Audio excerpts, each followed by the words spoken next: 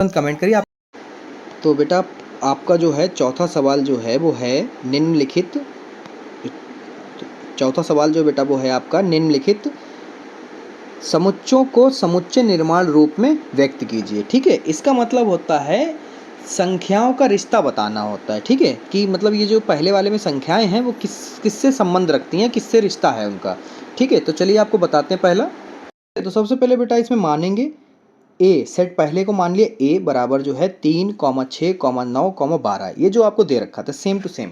फिर आपसे क्या कह रहा है, सवाल में कह रखा है कि समुच्चय निर्माण रूप में लिखिए, तो हम लोग ठीक है बेटा, तो ए बराबर लिख लिया। अब जो कि आपको पता है कि हम लोग किस रूप में लिख रहे हैं, समुच्चय निर्माण रूप में लिख रहे हैं, तो उसमें एक्स का एक्स से संबंध बताना होता है। तो एक्स का जो सच डेट एक्स करेंगे उसका किससे संबंध है। देखिए ये 3 का पहाड़ा है, 3 एकम 3, 3 दूनी 6, 3 तिहाई 9, 3 चक्कू 12। कहाँ तक, चक्कू तक जा रहा है, एकम से चक्कू तक, यानी कि 1 से 4 तक पहाड़ा पड़ जा रहा है 3 का।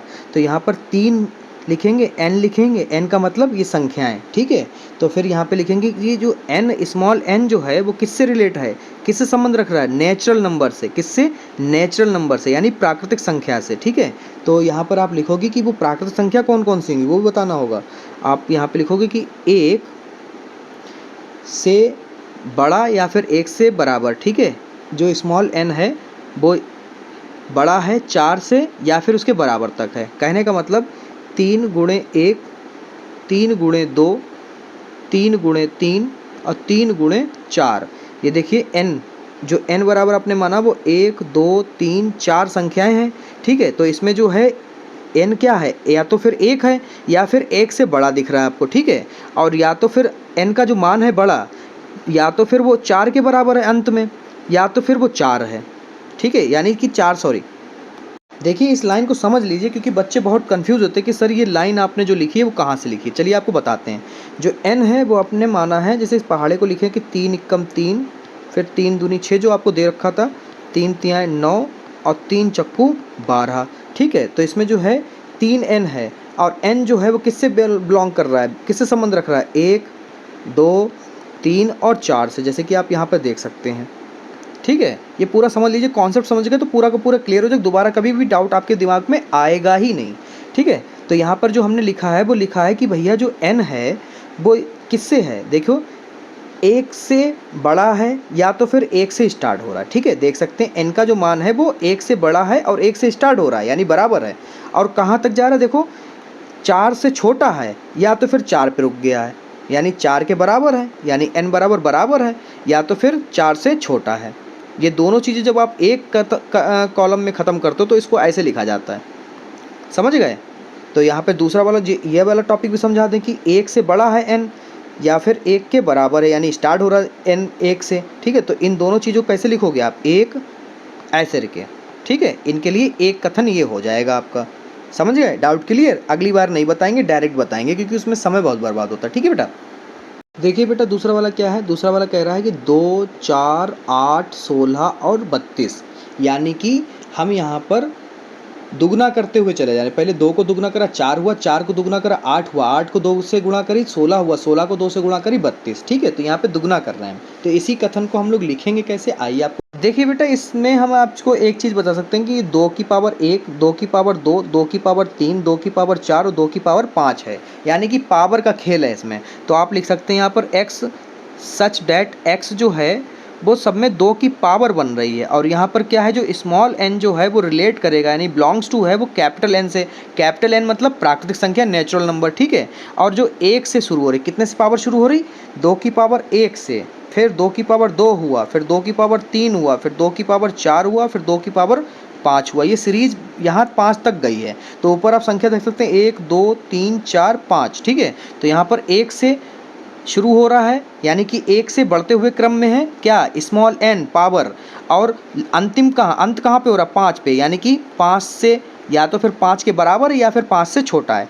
5 के पीछे देखो छोटा है या फिर 5 के बराबर है। ये लाइन समझ गए, क्लियर। चलो अगला देखते हैं।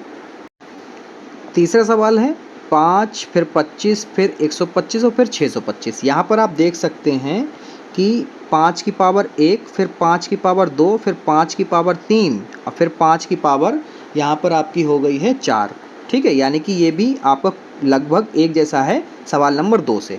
कैसे लिखेंगे यहाँ पर, आइए आपको बताते हैं।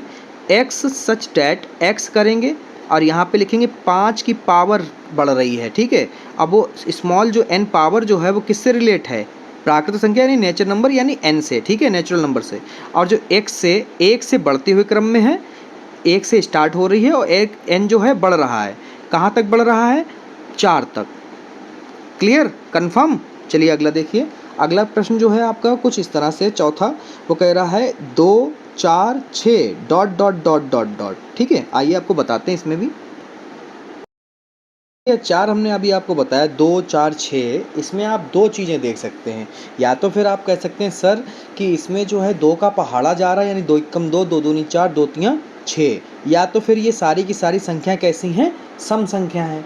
तो इसको आप कैसे लिखोगे, आइए हम आपको सबसे सरल तरीके से बताते हैं। हम तो यहाँ पे मान के चलेंगे कि 2 का पहाड़ा लिखा हुआ है, यानी 2 एकम 2, 2 दूनी 4, 2 तियाँ 6।